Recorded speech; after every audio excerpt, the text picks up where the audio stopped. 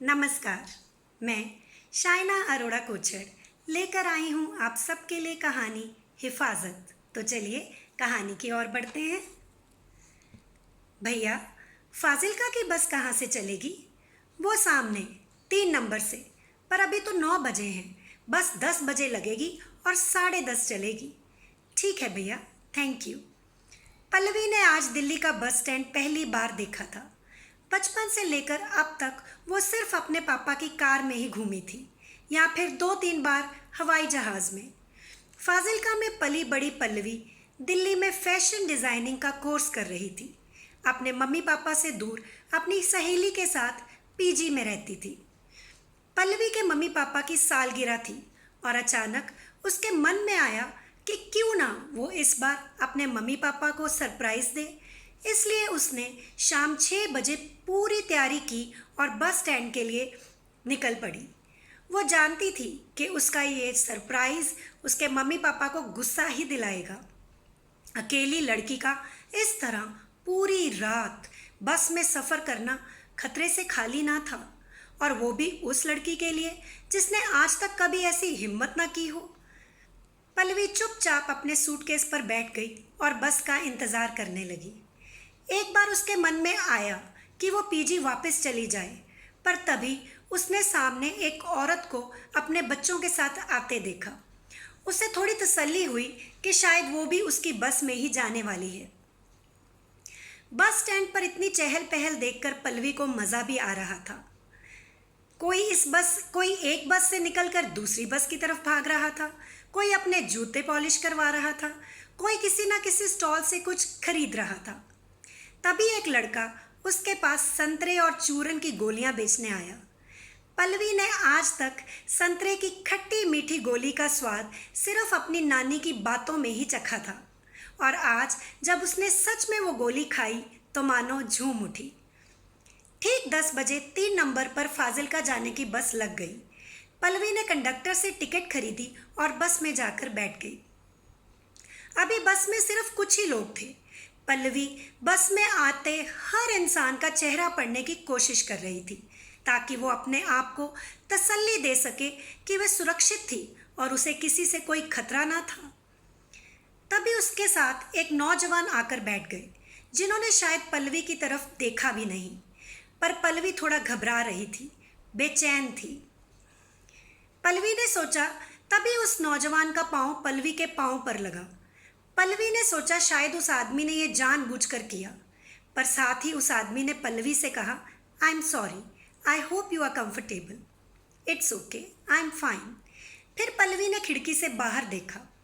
असली दिल्ली तो आज नजर आ रही थी। एक तरफ बड़ी बड़ी इमारतें और दूसरी तरफ गरीबों की मलिन बस्तियां। कहीं 5 स्टार होटल तो कहीं पंजाबी ढाबे, कहीं बड़ी बड़ी गाड़ियों में जा रहे बिजनेसमैन या मिनिस्टर, और कहीं साइकिल पर जा रहे थके हारे मजदूर। बाहर का नज़ारा देखते देखते पल्लवी की आंख लग गई। बस पूरी खाली थी और पल्लवी के सामने 4 लड़के जोर जोर से हंस रहे थे। क्या बात है, कहाँ जा रही हो अकेले अकेले, वो भी इतनी रात को? घबराओ मत, हमारे साथ चलो। वैसे तुम्हारी खूबसूरती का राज क्या है, हमें भी तो पता चले। तभी एक लड़के ने पल्लवी का हाथ पकड़ा और अपनी तरफ खींचा। पल्लवी ने उस लड़के को थप्पड़ मारा और फिर अपने आप को छुड़ाने की कोशिश की। दूसरे लड़के ने अपनी जेब से एसिड की बोतल निकाली और पल्लवी के चेहरे पर फेंक डाला। पल्लवी जोर से चिल्लाई। तभी उसका सपना टूट गया। वो घबरा कर उठी। उसने जल्दी से अपने बैग से छोटा सा आईना निकाला और अपना चेहरा देखा। फिर उसने अपने दोनों गालों को छू कर देखा और एक लंबी सांस ली। उसके साथ बैठे नौजवान सो रहे थे। बस में अब धीमी रोशनी थी। ड्राइवर और कंडक्टर दोनों आपस में धीरे धीरे बातें कर रहे थे। पल्लवी ने हर तरफ नज़र घुमाई और फिर उसे ये जानकर तसल्ली हुई कि वो आहट और वो घिनौने चेहरे सिर्फ उसके सपने में ही थे, हकीकत में नहीं। बस अपनी रफ्तार पर चल रही थी और पल्लवी मन ही मन मन ही मन उन लड़कियों के बारे में सोच रही थी जिनके साथ सच में ये हादसे हुए, जिन्हें सच में हवस का शिकार बनाया गया और फिर बड़ी बेदर्दी और बेरहमी के साथ उन्हें मार दिया गया या उनके चेहरे जला दिए गए, जिनके माँ बाप की सारी जिंदगी कोर्ट कचहरियों और अस्पतालों के चक्कर काटते काटते गुजर गई। क्या बीती होगी उन पर जब उनकी बेटी अस्पताल के बिस्तर पर तड़पती इंसाफ मांगती होगी। क्या हमारा ये समाज हमारा परिवार नहीं? क्या हम इस समाज में बिल्कुल भी सुरक्षित नहीं?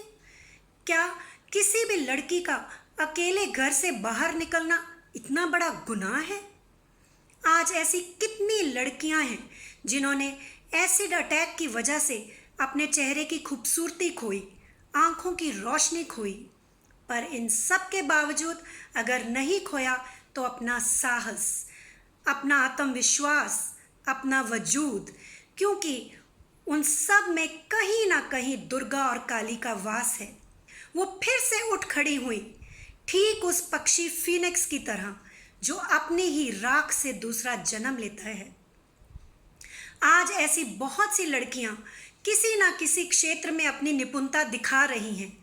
वो छुपी नहीं, हारी नहीं, रुकी भी नहीं, पर सवाल ये है कि उन पर हमला करने वाले वो दरिंदे आज तक ये क्यों नहीं समझ पाए कि असल में वो बलात्कार करते हैं अपनी खुद की माँ के विश्वास का, अपनी बहन के अभिमान का, अपने पिता के आत्मविश्वास का और मान सम्मान का।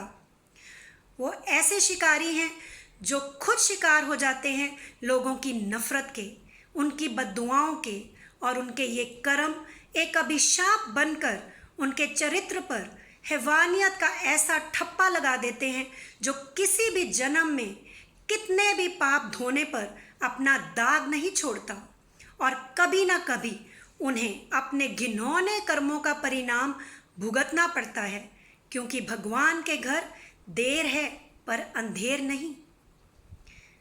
पल्लवी अपने विचारों में मगन थी। तभी कंडक्टर ने उसके पास आकर उसके सर पर हाथ रखा और कहा, सो जा पुत्र, सफ़र बहुत लंबा है, तू घबरा मत, आराम से सो। तू मेरी बेटी जैसी है, किसी बात की चिंता मत कर। जो भी बहू बेटी हमारी बस में अकेले सफ़र करती है, उसकी हिफाजत करना हमारा फ़र्ज़ है। हम उसकी इज्जत पर कभी कोई आंच नहीं आने देते।